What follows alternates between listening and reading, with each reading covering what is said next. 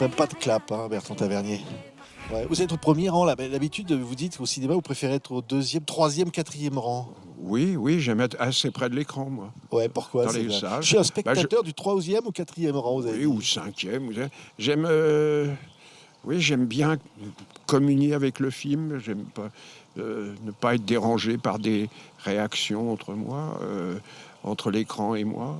Je ne Ouais. sais pas, c'est une habitude que j'ai prise, hein, Oui. que C'est que, là, parce que vous fouinez, parce que vous imaginez adorant les cinémas de quartier, les plus j'adorais à improbables. l'époque, Ouais. j'adorais où on voyait des films très anciens, mais souvent, parfois dans des conditions assez déplorables. La projection n'était pas toujours fameuse. Encore qu'il y avait quelques salles qui avaient une extraordinaire qualité de projection, extraordinaire, avec des immenses écranscopes qui se sont un peu perdus quand on a commencé à faire des multisalles. Mais j'ai des Ouais. souvenirs de découverte de films on allait souvent le matin parce que c'était moins cher, vers 10 heures du matin. euh, et, pour certains westerns, pour les Vikings, de voir ça sur ces écrans scopes qui étaient gigantesques, avec le point partout, une netteté de projection formidable. C'était magnifique. Oui, j'adorais Ouais, ça. oui. J'adorais ça. Et alors, vous aimiez voir les films les plus improbables, c'est-à-dire les films rejetés par la critique, les films Non, non, non, que non, non, le non, non, non, non, réalisateur. ça, c'est du baratin de journaliste. Non, on allait voir les films qu'on avait envie de voir. Ouais. Alors euh, certains n'avaient, c'est pas qu'ils avaient été rejetés, c'est qu'à l'époque, il y avait des genres comme le western, voire même le film policier qui n'était pas pris très au sérieux, et il y avait peu de critiques qui s'y intéressaient. Mais on peut pas dire qu'ils étaient rejetés, ils étaient pas considérés, c'est tout. Mais il y avait aussi, on allait voir aussi des films tout à fait de tous les pays du monde, et des films qui étaient défendus bec et ongle par la critique. Non, c'est pas du tout aussi simpliste que ça. Oui, c'est vrai. Non, non, Bah non, alors non. là, ici, on est au Festival de Marrakech. Oui, Vous oui. avez droit à un hommage. J'ai le droit à C'est un mérité, hommage. hein. Eh C'est oui, ben, mérité quand même, je peux vous le dire, hein. je sais pas, Quand même. c'est pas à moi de le dire, mais ça, il y a toujours un côté quand on vous dit un hommage, c'est que on a l'impression qu'on se rapproche de la tombe, quoi. Je veux Oh, dire, bah mais oui, mais c'est quand même, non, ça peut être un hommage jeune oui, ben, pour les faut films à espérer. venir. Pour le... Faut Oui, espérer qu'il y en a, que je suis en train. J'espère que, puisque je, je continue à avoir passionnément envie de faire des films. Et je l'ai prouvé récemment quand j'ai fait, quoi, ça fait maintenant 11h15 sur le cinéma français. Quoi. oui. Le voyage à travers le cinéma français, à la fois dans le film et dans la série, qui sont je pense, une défense très, très chaleureuse des cinéastes, des auteurs, des compositeurs qui m'ont, je sais pas, qui, qui m'ont permis de vivre mieux, qui m'ont donné du courage, qui m'ont peut-être inspiré, qui m'ont donné peut-être. C'est à eux aussi que je dois le désir de faire des films. Voilà. Oui, oui. Alors, Mais il y ce a... sont des gens qui, qui, qui m'ont qui m'ont permis de surmonter bien des handicaps et des problèmes dans la vie. Oui. Le cinéma, c'est... Je l'ai dit, on a fait un petit opuscule dans lequel je dis le cinéma m'a permis de trouver une place dans l'existence. Je crois que c'est vrai, quand on avait une constitution fragile par la guerre, une tuberculose, des problèmes comme ça, des problèmes de santé, le cinéma, c'était une manière d'oublier ces problèmes, ces handicaps. C'était une manière, on s'identifiait avec des personnages de John Ford. Ouais, alors On le cinéma découvrait américain, vos amis américains, comme vous les oui, appelez, mes hein. amis américains, mais après les amis français, Ouais. Michel Jean Morgan, Daniel Gabin, Darieux, Julien Daniel Darieux, Duvivier. oui, Duvivier, Renoir, Marcel Pagnol, enfin, tous ces cinéastes qui m'ont fait beaucoup aimer mon pays. Ouais. Et alors, parce que je regarde votre filmographie, des films qui sont projetés ici au Festival du Oui. film de Marrakech, j'ai l'impression qu'il n'y a pas un film qui ressemble à un autre. Hein, vous Euh, avez Le Juge et l'Assassin, vous avez Que la fête commence, vous avez La Princesse de Montpensier. C'est-à-dire que vous allez dans Le Quai des d'Orsay ou Quai La mort en d'Orsay, direct. adaptation de bande Euh, dessinée, Il y comédie. a, Ouais. il y a d'abord, il y a des plusieurs de ces films sont des films historiques. Moi, je me suis beaucoup intéressé à des sujets qui se passaient, qui se passaient au XVIIe, au XVIe siècle. Euh, j'ai une vraie passion pour l'histoire, mais il y a un lien entre ces films. C'est que je les ai tous entrepris parce que j'avais envie d'apprendre. Vous les prenez un par un. Je savais très peu de choses sur la Régence, sur ce qui s'était passé entre Louis XIV et Louis XV, sur la France de l'époque. Et ce que j'ai découvert m'a passionné, m'a touché. Voilà. Le Juge et l'Assassin, cette enquête sur un serial killer avant Ouais. Avec un qu'on crée Galabru fantastique. avant qu'on crée même le concept. Euh, euh, c'est c'est euh, c'est un film qui, en le faisant, je découvre que ça touche à des aspects sur la psychiatrie criminelle, sur le rôle du juge d'instruction, qui sont incroyablement modernes. Quai d'Orsay, j'ai découvert comment fonctionnait, avec l'aide d'Antonin Baudry, comment fonctionnait un cabinet de ministre avec ses C'est conseillers, incroyable. la somme énorme de travail qu'il y avait chez ces gens-là. Ouais. Voilà. Donc, L'image, c'est par la mort en direct. Oui. Ça, c'est encore. Alors là, vous voyez avant tout le monde finalement la force de l'image. Ben Aujourd'hui, on est en plein dedans. le danger de la télé-réalité, alors qu'à l'époque, Ouais. c'était un concept qui n'existait pas. C'est-à-dire que malheureusement, j'ai l'impression de l'avoir créé, malgré moi, ce concept, de le mettant dans le film. Et puis, voilà, donc voilà, le lien entre les films, c'est ça. C'est qu'à chaque fois, je les entreprends pour apprendre, pour découvrir et pour communiquer à des spectateurs que, évidemment, je ne connais pas, qui sont dans le noir, euh, ce que j'ai ressenti en explorant, en cherchant, voilà, et partager avec eux. Ce sont des films de partage. Et c'est peut-être pour ça qu'ils continuent à toucher des spectateurs des dizaines d'années après qu'on les ait faits. Ouais, vous avez commencé en étant critique de cinéma. Vous avez commencé en étant de l'autre côté, en vous disant. Bah, En étant journaliste, oui, plutôt critique, j'ai jamais été vraiment critique. j'ai envie de défendre. Au contraire, vous étiez quelqu'un d'enthousiaste. Vous dites ce que vous aimez, pas ce que vous n'aimez pas, quoi. Oui, j'ai surtout utilisé ça pour faire des interviews, pour essayer de connaître les cinéastes. Puis j'ai été attaché de presse. Ça a été un métier qui m'a beaucoup formé parce que je travaillais avec les metteurs en scène.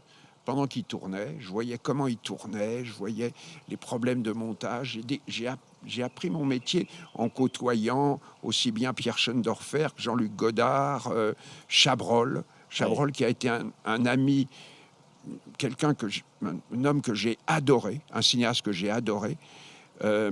Mais Godard, c'était formidable de défendre Pierrot le Fou, de défendre Le Mépris ou Les Carabiniers. C'était formidable. Vous aviez raison avant tout le monde, là. Non, il y avait des gens qui dit que ce sont des chefs-d'œuvre. Oui, mais il y avait des gens qui le pensaient aussi. Et d'ailleurs, moi, en étant attaché de presse, j'ai obtenu, je le raconte dans Voyage à travers le cinéma français, j'ai obtenu un article de Aragon sur Pierrot le Fou qui est resté légendaire. Non, mais oui, j'ai appris mon boulot comme ça, mais de temps en temps, comme je rencontrais, je défendais des metteurs en scène, j'en profitais pour faire des entretiens, et c'est ce qui nourrit mon livre, Amis américains. Ah oui, c'est beau. C'est, Alors là, l'ami américain, les amis français, mais là, ce qui est extraordinaire, je trouve, c'est souvent vous dites, on parlait de Julien Duvivier, par exemple. Vous dites, voilà, des films qui n'ont pas eu de succès. Et là, vous dites aujourd'hui, vous dites, regardez ça, c'est un chef-d'œuvre. Mais bien C'est-à-dire sûr. qu'il y a des choses comme ça, on a envie de se passionner parce que c'est comme faut dire, on est des chercheurs d'or, là. Non, c'est à l'heure actuelle, j'entends beaucoup dire quand on parle de cinéma, il faut faire regardez les films qui sont rentables, qui ont du succès. Il faudrait faire moins de films parce qu'il y en a qui n'ont pas de succès. Mais à ce moment-là, ça éliminerait Casque d'Or, ça éliminerait Le Jour se lève, ça éliminerait Panique de Julien Duvivier, qui sont des films qui ont été des échecs à leur sortie. Donc, c'est des films qu'on considérerait, on les passerait, on les éliminerait. Or, maintenant, ils sont considérés comme des chefs-d'œuvre, comme des films importants. Ils sont réédités, ils sont repris et diffusés dans le monde entier. Donc, ils ont eu une vie qui a duré. À l'époque du Jour se lève, l'un des gros succès, c'est Ma tante Donfleur. Tout le monde a oublié. Et les personnes récemment qui ont vu Ma tante Donfleur, je peux se compter sur les doigts vraiment les doigts d'un manchot, les doigts de la main d'un manchot. Par contre, Le Jour se lève a été repris dans les salles, il a été racheté en Amérique, il a été ressorti en Angleterre, il est ressorti en Amérique du Sud. Voilà. Donc les films ont une vie qui dépasse souvent les prévisions. Ouais. Et ne les aborder que d'une manière comptable est un crime. Ouais. Je trouve que C'est c'est complètement idiot. Parce qu'un film, c'est aussi un témoignage, ça peut être aussi un témoignage sur une époque, sur un moment de l'histoire d'un pays, et qui est sorti, qui n'est pas sorti au bon moment. Le Jour se lève est sorti très peu de temps avant la déclaration de guerre. C'était pas le meilleur moment pour comprendre l'histoire d'un ouvrier qui se suicide. À ce moment-là, vu ce qu'on vivait en France, et puis revu 40 ans, 50 ans plus tard, on se dit, c'est un film qui anticipe sur tous les problèmes. Il parle de la pollution dans le travail, de la santé dans le travail, les gens qui ont les poumons nécrosés par le boulot qu'ils font. Il parle de la manière dont le travail peut détruire la vie et les relations affectives. C'est un film tout à fait bouleversant maintenant. Ouais, voilà. Ouais. Si je vous dis Oiseau des neiges. Oiseau des neiges est un J'ai lu ça quelque part. C'est un scénario très beau qu'on a écrit, que je veux tourner. Oui. Voilà, donc je vais me battre pour le tourner. C'est un très beau faut toujours scénario. se battre pour faire un film. Pour moi, pratiquement tout le temps. Tous les films, écoutez, les films que vous voyez, que La Fête commence, ça a été une bataille énorme. Il a fallu, pour que Michel de Broca puisse arriver à produire le film, à la fin, il a fallu que ce soit une société américaine. Parce que toutes les sociétés françaises l'avaient refusé, le film. Les sociétés de distribution françaises. La Princesse de Montpensier, ça a été très, très, très, très difficile. Le seul qui a été très facile des films de la sélection, c'est Quai d'Orsay. Oui. Alors qui a été fait avec Pathé dans une ambiance absolument formidable, et j'en remercierai jamais assez Jérôme Sédou. Oui. Mais c'est le seul. J'étais pas habitué à ce que ce soit aussi facile, parce que quand je faisais la vie rien d'autre autour de minuit, ou d'autres films, ou L627, à chaque fois il fallait ramer. Il y a même des financiers qui m'ont proposé de me payer mon salaire pour que je renonce à un film. Carrément. Oui. Incroyable. Oui, voilà. Alors, on va finir là-dessus, mais quel est le film que vous avez le plus vu dans votre vie? Celui que vous pouvez revoir.